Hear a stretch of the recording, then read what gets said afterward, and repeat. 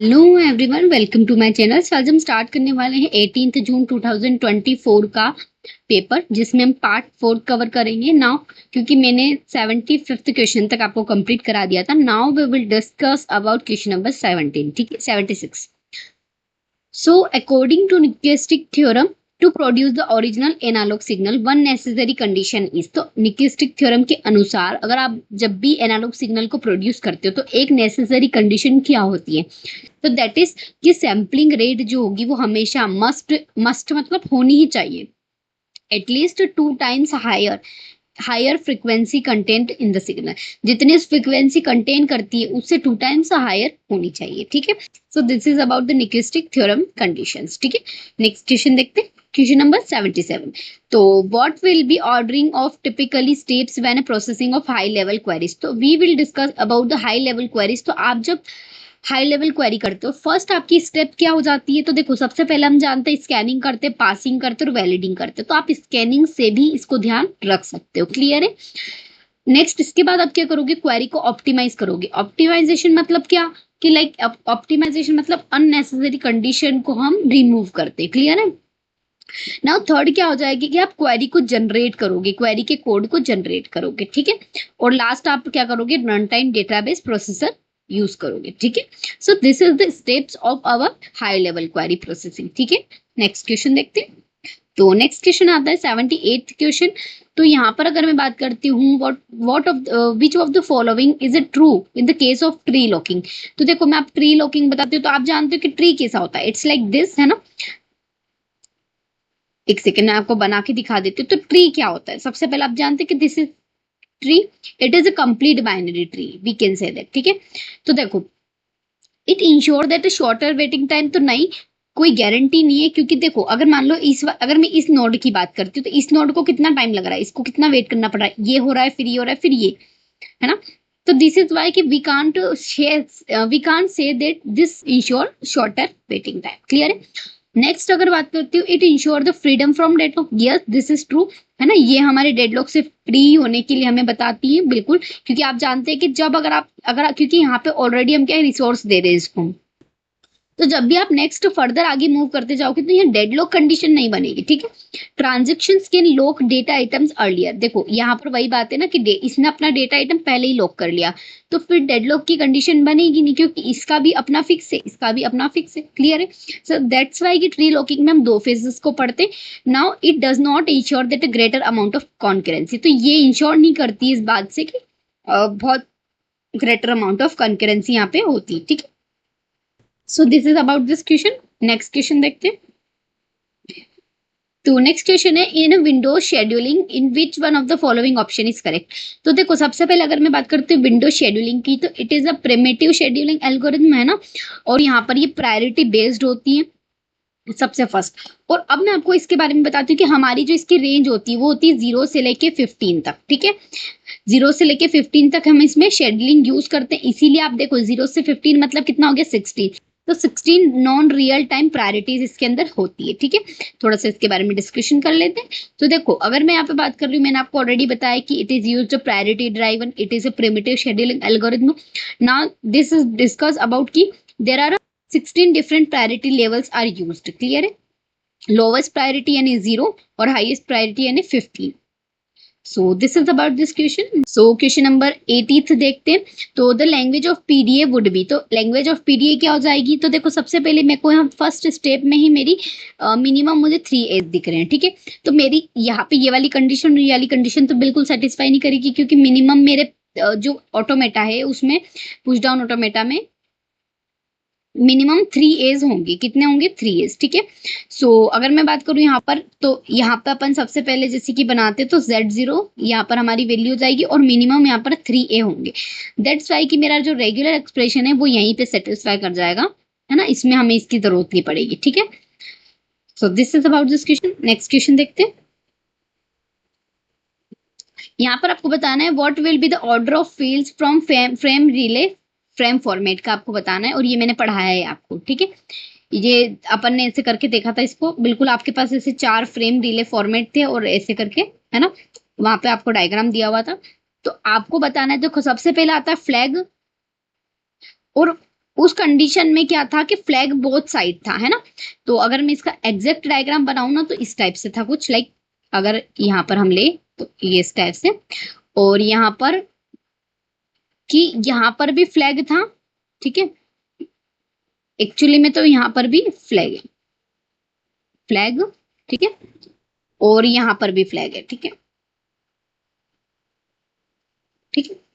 अब अगर मैं बात करती हूँ फिर सेकंड कंडीशन की, तो हमारे पास आ जाएगा एड्रेस, तो आप यहाँ एड्रेस लिख सकते हो, एड्रेस, ठीक है। फिर हमारे पास थर्ड कंडीशन आ जाएगी इंफॉर्मेशन, इंफॉर्मेशन, ठीक है। और लास्ट कंडीशन आ जाएगी हमारे पास एफसीएफ, एफसीएस। तो देखो मैं आपको एक चीज बताती हूँ कि इस ऐसे क्वेश्चन हमें चैलेंज करते हैं। क्यों? क्योंकि देखो जब उसने पूछा तो वो बहुत साइड से पूछ सकता है ना, इधर भी फ्लैग बिट आ रही, इधर भी फ्लैग, हम किस साइड से एज्यूम करें? या तो तुम्हें बताना चाहिए कि लेफ्ट चाहिए कि राइट चाहिए, है ना। सो इसलिए क्वेश्चन चैलेंज किया गया था। तो बस आपको इसको दोनों तरफ से याद रखना है, या एक तरफ से आप याद रख लो। तो अगर क्वेश्चन में दोनों ही तरीके से क्वेश्चन वो दिए हुए हैं तो आप कोई सा भी लगाओगे तो आपका करेक्ट होगा, ठीक है। So this is about this question. Next question देखते हैं। तो यहाँ पर हमको क्वेश्चन दिया हुआ है, देखो मैच द कॉलम से। तो सबसे पहले आप जानते हो कॉम्प्लीमेंट के बारे में, तो कॉम्प्लीमेंट हमेशा रिप्रेजेंट करता है नेगेटिव नंबर्स को, ठीक है। तो इसीलिए हम नेगेटिव नंबर से मैच करेंगे। एक्सोर, आप जानते हो एक्सोर ऑपरेशन हम किस लिए यूज करते हैं? Commonly it is use to adder circuits, है ना, एडर के लिए हम यूज करते हैं। एक्यूमुलेटर क्या होता है? तो एक्यूमुलेटर इज अ रजिस्टर्ड, ठीक है, CPU that store the intermediate arithmetic logic results, ठीक है। और अगर हम बात करते हैं कंट्रोल यूनिट की, the control unit is responsible for the decoding instructions in CPU and coding the execution of this instructions. तो यहाँ पर कंट्रोल यूनिट क्या करता है? इंस्ट्रक्शन डिकोडिंग का काम करता है, ठीक है। सो यहाँ पर बस यही, this is about this question. Next question देखते हैं। तो नेक्स्ट क्वेश्चन है हमारा कि back proportion is learning techniques that adjust the weight in the neural network propagating weights changes. तो अगर यहाँ पर मैं बात करती हूँ बैक प्रोपोर्शन की, तो बैक प्रोपोर्शन क्यों यूज किया जाता है? जब हम backward from sink to source करते हैं, है ना। अब सिंक टू सोर्स के इसकी सिंपली डेफिनेशन याद रखना, दिस इज इंपॉर्टेंट है, ठीक है। तो इसका थोड़ा सा हम डिटेल देखना चाहें तो वो भी हम देख सकते हैं कि जो बैक प्रोपोर्शन होता है वो एक सुपरवाइज लर्निंग टेक्निक को यूज करता है, जहां हम आर्टिफिशियल न्यूरल नेटवर्क को ट्रेनिंग्स देते हैं, ठीक है। अब इसके अंदर हम क्या करते हैं, इसमें मिनिमाइजेशन ऑफ एरर के बहुत कम चांस होते हैं, क्योंकि ये एक्चुअल आउटपुट और एक्सपेक्टेड आउटपुट के बीच में वर्क करते हैं, ठीक है। तो इंपॉर्टेंट पॉइंट यहाँ से आता है कि जो प्रोसेस है प्रोपोगेटिंग की वो किस टाइप से वर्क करती है, सिंक मतलब आउटपुट लेयर टू इनपुट, मतलब ये ऑपोजिट चलती है, यानी कि हम यहाँ से इस साइड आ रहे हैं तो आउटपुट से इनपुट की साइड हम इसमें प्रोसेस करते हैं। तो यहाँ पे there updating the weighting in the opposite direction, मैंने आपको बताया अपोजिट डायरेक्शन में, ठीक है। So this is the information of this question. Next question देखते हैं। तो नेक्स्ट क्वेश्चन हमारा क्वेश्चन नंबर 84। तो वेरिफिकेशन, वैलिडेशन, इंटरनल लॉजिक और सॉफ्टवेयर एक्सरसाइज। तो आपको पता है कि वेरिफिकेशन कहाँ होता है। तो सबसे पहले अगर मैं बात करती हूँ वेरिफिकेशन हम कब करते हैं? क्वालिटी एश्योरेंस के लिए, है एश्योरेंस के लिए। और वैलिडेशन हम कहाँ करते हैं? क्वालिटी कंट्रोल्स के लिए। तो देखो जब आप वैलिडेशन कौन करेगा, तो आप बताइए कि जब हम सॉफ्टवेयर की रिक्वायरमेंट्स फुलफिल हुई कि नहीं हुई, इसीलिए हम उस पर कंट्रोल करने की कोशिश करते हैं। और वेरिफिकेशन के लिए हम अश्योरेंस का यूज करते हैं। तो मैं आपको इसकी ट्रिक बता देती हूँ, इसमें आर दे रखा है और इसमें भी आर दे रखा है ना। तो आप इससे थोड़ा सा इसको याद रखें। अब इंटरनल बात करते हैं, तो मैंने आपको बताया था कि व्हाइट बॉक्स टेस्टिंग में हमको सारे इंटरनली चीजें पता होती है, we know about what is the coding and so many thing. लेकिन जब आप सॉफ्टवेयर रिक्वायरमेंट एक्सरसाइज या सॉफ्टवेयर रिक्वायरमेंट स्पेसिफिकेशन करते हो तो वहां आपको ब्लैक बॉक्स होता है, क्योंकि आपको इंटरनल की चीजें कुछ भी पता नहीं होती है, ठीक है। क्लियर है? So this is about this question. Next question देखते हैं। सो यहाँ पर आपको फजी सेट दे रखा है ए, है ना, और आपको इसका बताना है कॉम्प्लीमेंट निकालना है। तो मैंने आपको बताया कि कॉम्प्लीमेंट निकालना है तो आप 1 में से माइनस कर दो। तो देखो लेट सपोज कि ये हमारी 3 वैल्यू है और आप 1 को 10 के इक्वल मान लो, ठीक है। 1 को आप मानो 10 के इक्वल, ठीक है। और ये 0.3 ना मान के 3 मानना। तो अब मैं x1 x2 और x3, ठीक है। सिंपली लिखेंगे। अब 10 में से 3 जाएंगे तो कितने बचेंगे? 7, लिख दिया 7। 10 में से 7 गए तो कितने बचे? 3, ठीक है। सब्ट्रैक्ट करना है फ्रॉम 10 माइनस, है ना, what ever the value of given. अब 4, तो 10 में से 6 गए तो कितने बचे? 4, मतलब 10 में से 4 गए तो कितने बचे? 6। तो ये हमारे कॉम्प्लीमेंट्स निकल गया, ठीक है। तो ऐसे कॉम्प्लीमेंट्स निकालना है हमको, और आपको मोस्टली 1.0 में से सॉल्व करना है। लेकिन जब हमको इस टाइप के कुछ क्वेश्चन दिए जाते हैं तो बच्चे कंफ्यूज हो जाते हैं पॉइंट्स वाली डिजिट देख के। सो दैट्स वाई कि हम 10 उसको एज्यूम करेंगे और इसको आप फुल 3, 7 एंड 4 एज्यूम करो, ठीक है। नेक्स्ट क्वेश्चन देखते हैं। तो नेक्स्ट क्वेश्चन हमारा क्वेश्चन नंबर 86 है, विच one of the following is a markup language, आपको बताना है।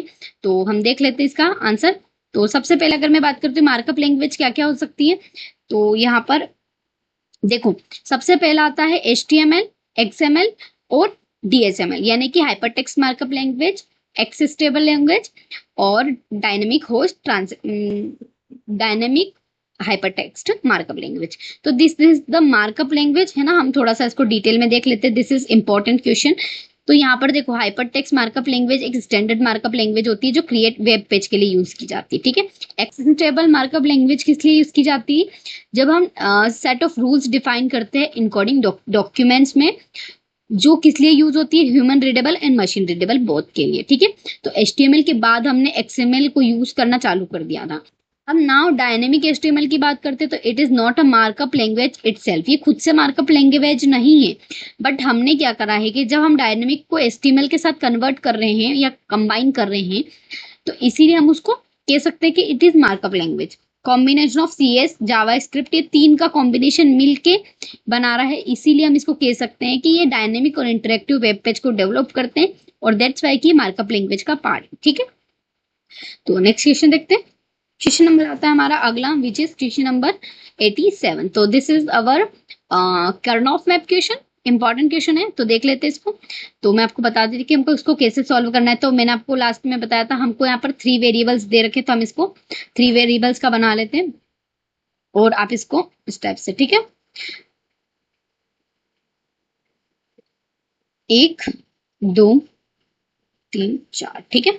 और मैंने आपको बताया था हमको इसमें काउंटिंग कैसे करनी है, 0, 1, 3, 2, ठीक है।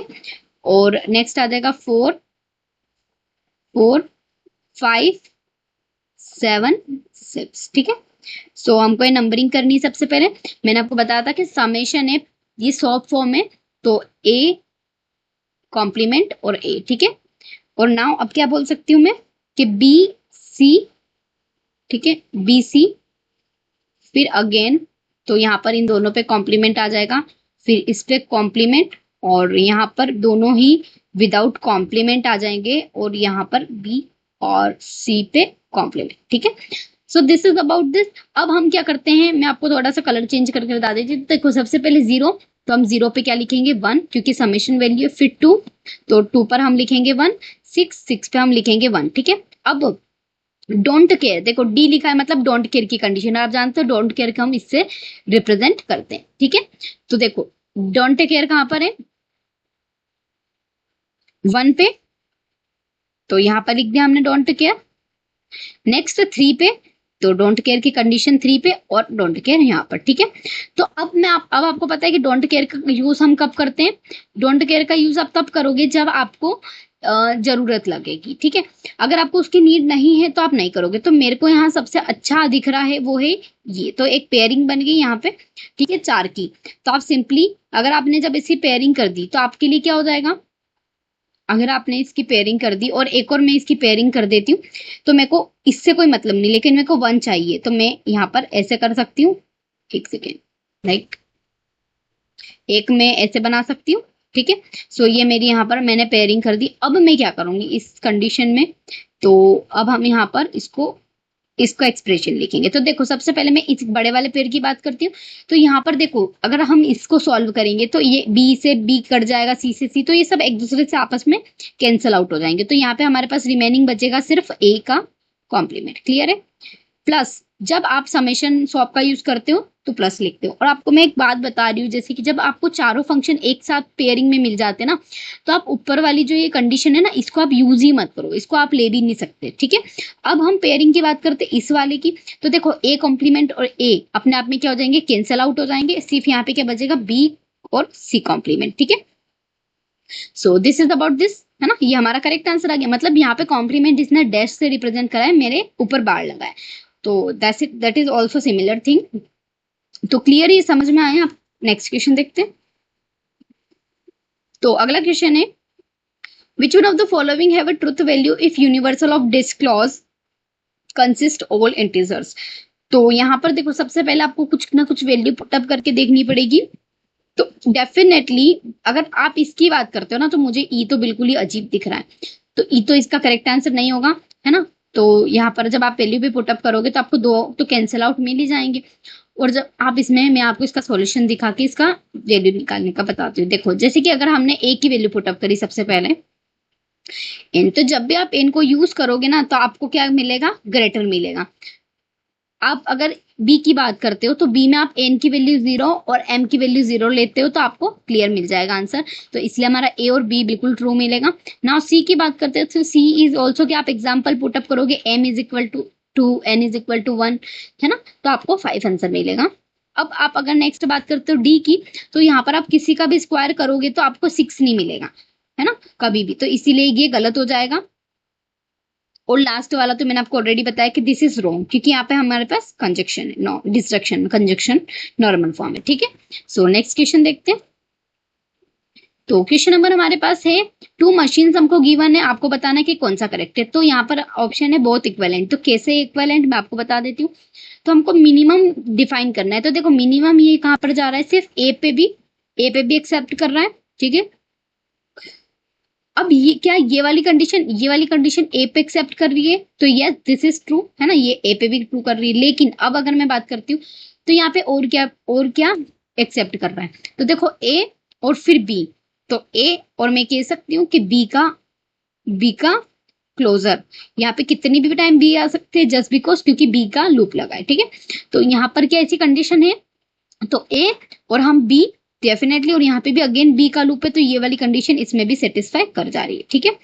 सो मैं यहाँ पर कह सकती हूँ इसके थ्रू कि अगर हम इसका मिनिमम डीएफए बनाए तो ए, है ना, और एडी नंबर ऑफ बीज, मिनिमम तो बन गया है हमारा ए, लेकिन ए और एनी नंबर ऑफ बीज वी कैन से दैट, तो ये भी एक अपने आप में एक्सप्रेशन हो जाएगा। तो ये ऑब्वियस सी बात है, ये एक्सेप्ट कर रहा है इसको, है ना, और दोनों ही एक्सेप्ट करेंगे। तो देख लेते हैं, जैसे कि मैंने आपको बताया, मैंने तो आपको बहुत इजी तरीके से बता दिया सिंपली, इसने बहुत कॉम्प्लिकेट कर रखा है। तो ए फिर बी और बी, आप कोई भी लैंग्वेज ले लो, ये एक्सेप्ट कर देंगे दोनों, और सेम लैंग्वेज एक्सेप्ट करेंगे, ठीक है। तो नेक्स्ट क्वेश्चन देखते हैं। क्वेश्चन नंबर है हमारे पास नेक्स्ट, आपको प्रीफिक्स एक्सप्रेशन दे रखी है, आपको वैल्यूज इंक्रीजिंग ऑर्डर में दे रखी है, आपको पुटअप करके इसका आंसर निकालना है। तो सॉल्यूशन देख लेते हैं। देखो, सबसे पहले अगर मैं जब बात करती हूँ ए कंडीशन की, तो हम सबसे पहले इनर मोस्ट ऑपरेशंस एवेल्यूएट करेंगे, ठीक है। तो यहाँ पर हम सबसे बीच वाले ऑपरेशंस क्या हो जाएंगे, ये रे, आप इसको डिवाइड करोगे तो 2 आएगा, फिर ये हमारे पास 2 बन गया, तो अब 2 के बाद आप क्या करोगे, 2 इंटू 2 कितना हो गया, 4 हो गया, ठीक है। अब 4 माइनस 3, ये इन दोनों का यूज करेंगे हम, और इसको माइनस के साथ इवेल्यूएट करेंगे, ठीक है। फिर आपके पास इसका जो आंसर आएगा उसको आप 2 से सॉल्व करके प्लस कर दोगे, ठीक है। सो ये हमारा आंसर आ गया 3, ठीक है। इसी टाइप से जब हम इससे बी को सॉल्व करेंगे, तो बी के लिए हम क्या करेंगे, इनर मोस्ट सॉल्व करेंगे सबसे पहले। तो इनर मोस्ट क्या हो जाएगा, 3 3, ठीक है। तो आप इसको प्लस करोगे, इसको मल्टीप्लाई करोगे तो 9 आएगा, एंड अगेन आप इसको 4 और स्टार और 8 को सॉल्व करोगे, ठीक है। 4 और 2 को सॉल्व करोगे, सॉरी, इन दोनों को सॉल्व करोगे तो आपका आंसर आएगा 8, इन दोनों को आप माइनस करोगे तो 1, एंड इसी टाइप से आपको इसको सॉल्व करना है, ठीक है। सो आप जब इसको सॉल्व करोगे तो आपका आंसर क्या आ जाएगा, यहाँ पर 1, ठीक है। तो पहले आया था 3, फिर आया 1, फिर आया 4, फिर आया 45, ठीक है। और नेक्स्ट आगे देखते हैं, उसके बाद आया हमारे पास, तो आप जान सकते हैं कि आपको सीक्वेंस में जमाना है, तो सबसे पहले बी, ए, सी और डी, ठीक है। सो आप इसको जरूर सॉल्व करें, मैं आपको इसका सॉल्यूशन बता देती हूँ, पहले आप बिना देखे सॉल्व करें और उसके बाद आप इसको क्लियर करें, ठीक है। So let's solve question number 91। एक कॉम्प्रिहेंसिव क्वेश्चन है। तो यहाँ पर सबसे पहले आपको बोला जाता है on the basis of available material maximum total income is. तो आपको यहाँ पर बहुत सारी चीजें दे रखी है, लाइक टू टाइप्स के हमको क्लोथ्स दे रखे से ए और बी, ठीक है। यहाँ पे 3 काइंड्स ऑफ वूल्स हमको दे रखे हैं विच इज रेड, ब्लू और ग्रीन, ठीक है। अब नेक्स्ट आप क्या बात करते हो, a unit length is A needs to be 2 yards, ठीक है। तो अगर मैं बात करती हूँ यहाँ पे सबसे पहले इसके, तो यहाँ पर देखो जैसे कि आप जब भी इसको डिफाइन करोगे तो यहाँ पर मैक्सिमम जेड जो ये वाली जो इक्वेशन है ये कैसे बनाई हमने, तो ए मतलब क्या, हम ए की बात कर रहे हैं मतलब एक्स की बात कर रहे हैं, ठीक है। और बी की बात कर रहे हैं मतलब हम वाई की बात कर रहे हैं। तो ए को आप किससे डिफाइन कर सकते हो, 30 क्योंकि रिस्पेक्टिवली लिखा है, और बी को आप 50 से, ठीक है।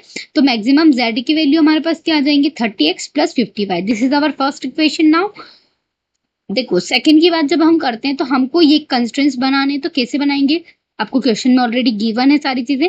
2 yards ऑफ रेड, यानी कि रेड को आप एक्स मान रहे हो, ठीक है। और 3 yards ऑफ ग्रीन, यानी रेड को आप एक्स मान रहे हो 2x, ठीक है।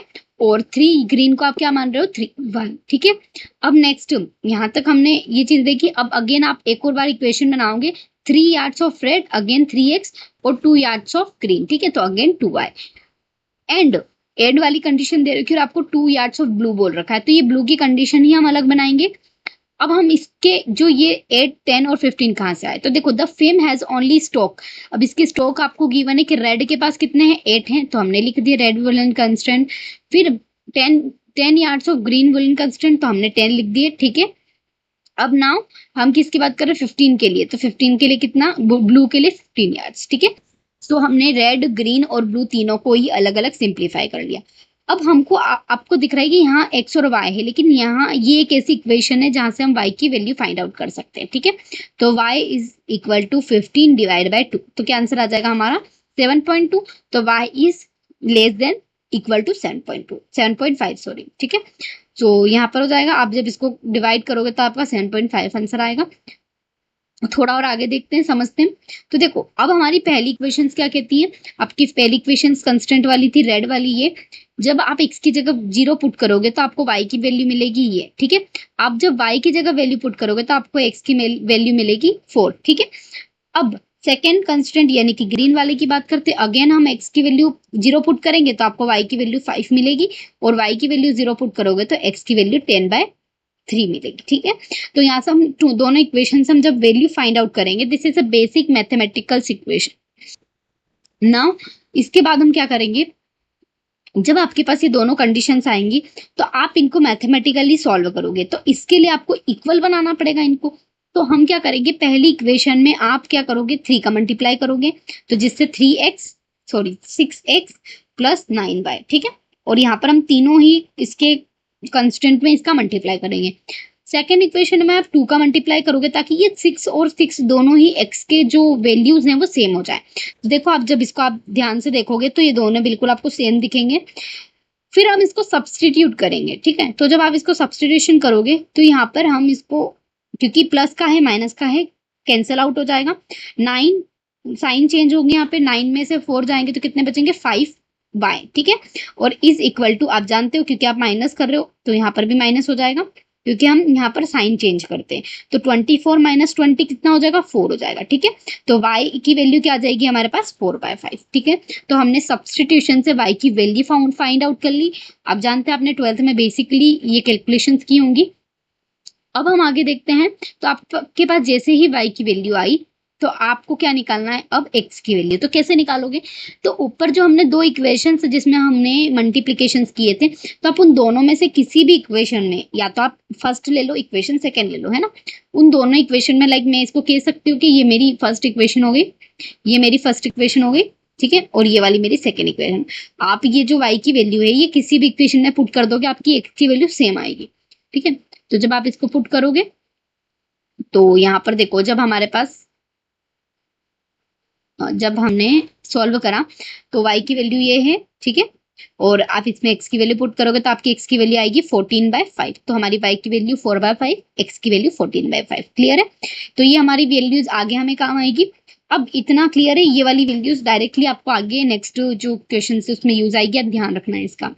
अब हमारी बाउंड्रीज क्या हो जाएंगी, तो जब 0 0 आपको पता है 0 0 आपने कंसिडर करा तो दोनों 0 आएगा। जब आपने x की जगह 0 रखा तो y की वैल्यू आई थी 8/5, राइट। फिर आपने 0 रखा तो आपको x की वैल्यू 0 रखी तो आपको y की वैल्यू क्या मिली, 5 मिली। फिर आपने x की वैल्यू 4 रखी तो y की वैल्यू 0 आई, है ना। तो आप इस टाइप से जब इसके पॉइंट्स आपने क्रिएट कर लिए, अब हमारे पास मैक्सिमम जो ऊपर कंडीशन थी मैंने आपको बताई थी, जो हमने इसके थ्रू बनाई थी, तो आप उसमें वैल्यू पुट करोगे सारी, कौन कौन सी, 80 पे, 8/3 पे, है ना, 805 पे, 8040 पे और 10। तो जब आप इसको सॉल्व करोगे ना, तो आपको यहाँ पर सारी जो फिजिबल क्यों नहीं मिलेगी, जस्ट बिकॉज क्योंकि 250 पॉइंट्स है जो कि फिजिबल नहीं है, ठीक है। और यहाँ पर 120 it is also not feasible, 100 it is not feasible, है ना, और 124, ठीक है। सो इसीलिए हम क्या कह सकते हैं, क्योंकि हमको पॉइंट्स में वैल्यूज चाहिए और आपके जो ऑप्शन है वो बिल्कुल इससे सेटिस्फाई करते हैं, ठीक है।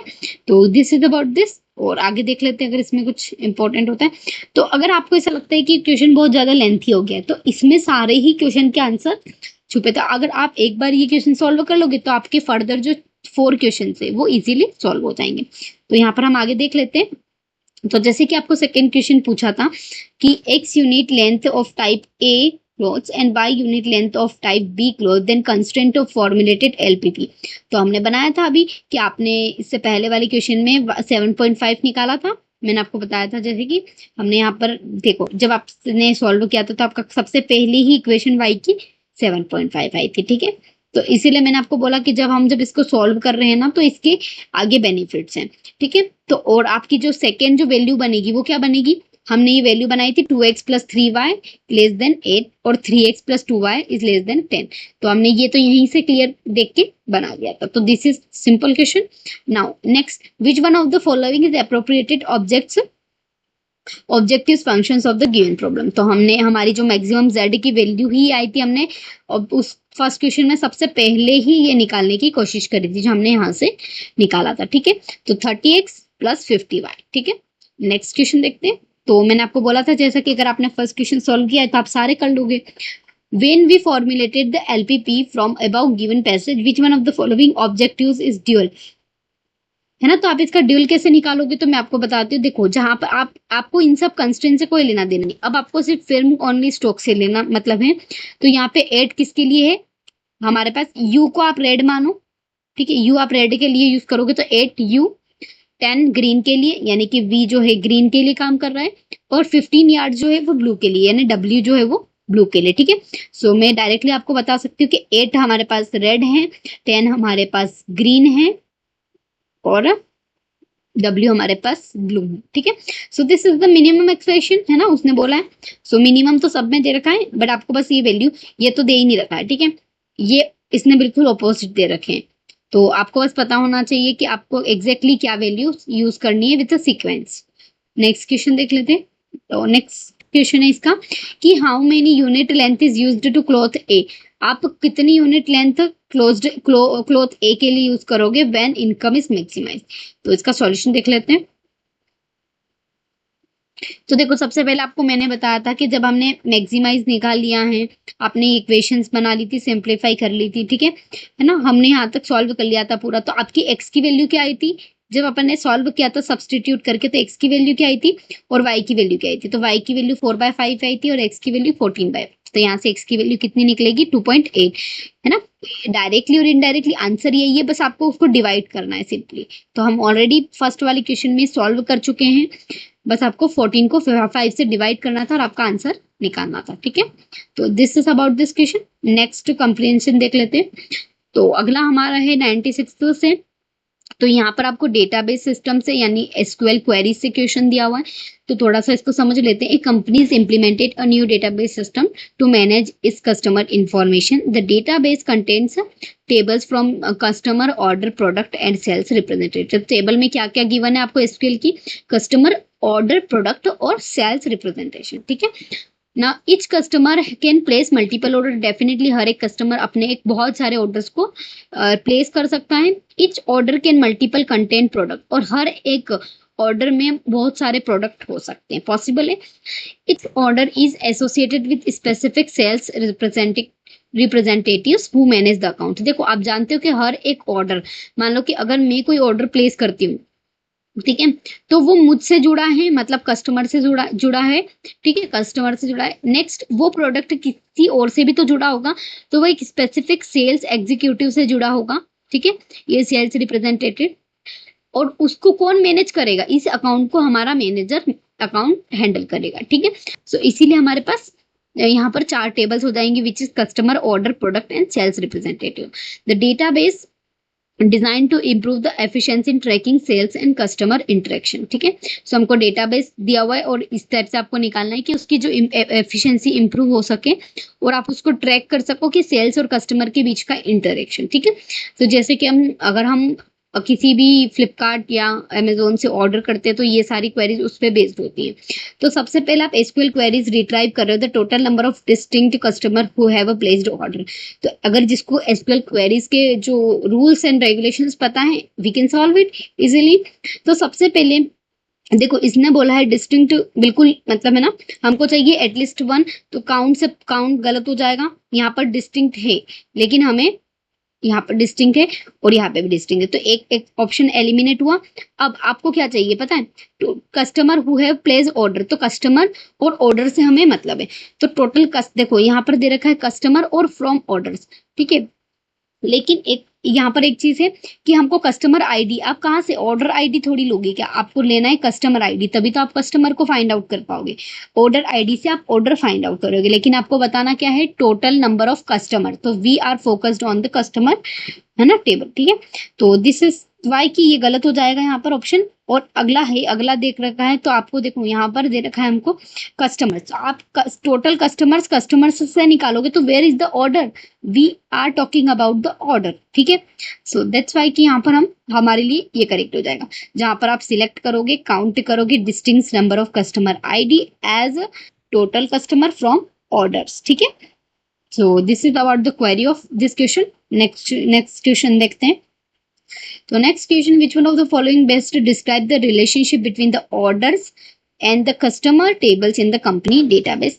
तो यहाँ पर आप जान सकते हैं कि देखो अगर एक ऑर्डर होगा और कस्टमर में नहीं हो सकते हैं, पॉसिबल है कि सेम ऑर्डर को बहुत सारे मल्टीपल कस्टमर आप क्या कह सकते हैं कि ऑर्डर कर रहे हैं एक ही टाइम पे। तो यहाँ पर the relationship between the order table and customer table companies database system best describe 1 to many, just because क्योंकि ऑर्डर में भी 1 बट कस्टमर में भी मेनी, ठीक है। एक single record in one table of customers, है ना, हम जानते हैं जिसको हम एसोसिएट कर रहे हैं with 1 or more records of another table of orders, क्योंकि कस्टमर एक हो सकता है, उसके बहुत सारे ऑर्डर्स हो सकते हैं, या फिर हम ये कहें कि एक ऑर्डर है उसके मल्टीपल कस्टमर से ऑर्डर कर रहे हैं, ठीक है। सो दोनों ही अपने आप में बिल्कुल करेक्ट ऑप्शन है। सो यहाँ पे सारे ही अदर रिलेशन बता रखे। नेक्स्ट क्वेश्चन देखते हैं।